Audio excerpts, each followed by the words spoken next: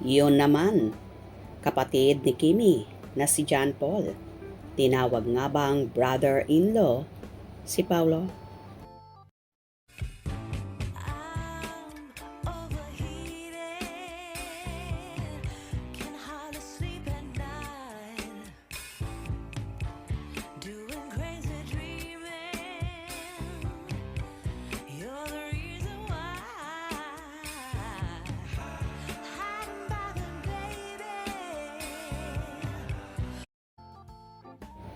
Usap-usapan ngayon sa social media ang pagdating ng rumored magkasintahan na sina Kim Chiu at Paolo Avellino sa Canada, kung saan sinalubong sila ng nakababatang kapatid ni Kim na si John Paul Chiu at ang nobya nito, na ayon pa nga sa ilan ay tinawag daw ni John Paul si Paolo ng brother-in-law.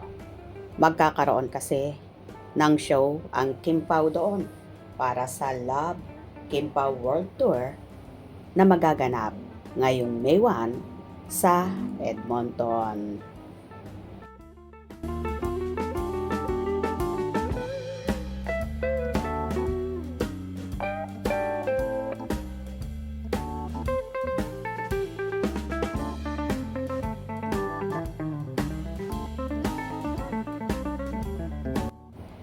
Marami namang netizen ang natuwa sa eksenang yon at tila umagaw ng pansin sa mga fanay. Love na love talaga niya si Piu Pao kasi super bait ni Kuya Piu Pao at alagang-alaga si ate Kimi niya. Nakakatuwang tingnan, tiyakap niya si Pao. Botong-boto talaga. Oo nga, sobrang bait din kasi ni Pao. May pahagpa sa brother-in-law. Sarap nilang tingnan talaga. Namiss niya. Hehehehe.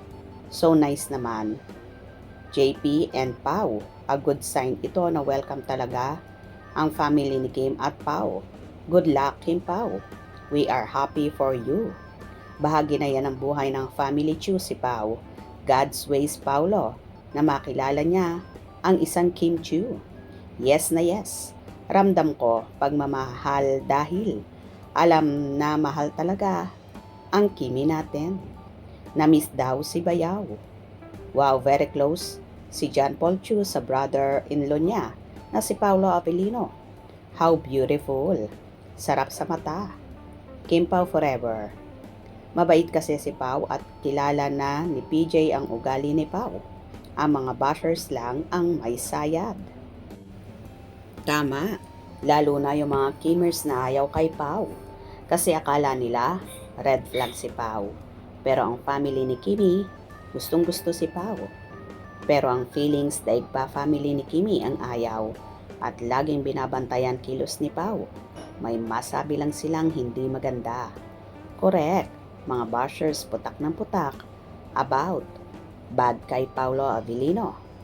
Not the Kimers but bashers na can accept na going strong ang Kim Pao at nakita nagbago sa ugali ni Paolo. Sa interview sa Marisol, sinabi ni Paolo na may babaguhin siya sa sarili niya. So nakita yun ni Kim at talagang nabago ni Pao. Basher lang, hindi naniniwala na nagbago si Paolo. So sweet naman. Nakakatuwa at ang ganda nilang pagmasdan. Kung tingnan mo si Paolo, napakaseryoso, parang suplado, pero napakabait daw sabi ng mga nakatrabaho niya. Kaya siguro si Janine masyadong na-inlove kay Pao. Until now, asar siya kay Kim. Pati sila Angelica dinamay sa di pagpansin. Kim Pao is love. Siyempre, bayaw na yan ni Paolo. O diba? Tila, botong-boto nga si John Paul. At ready nang tawaging brother-in-law si Paolo. Kayo, nagustuhan nyo ba ang video na ito? Hope you enjoyed. Please subscribe for more info.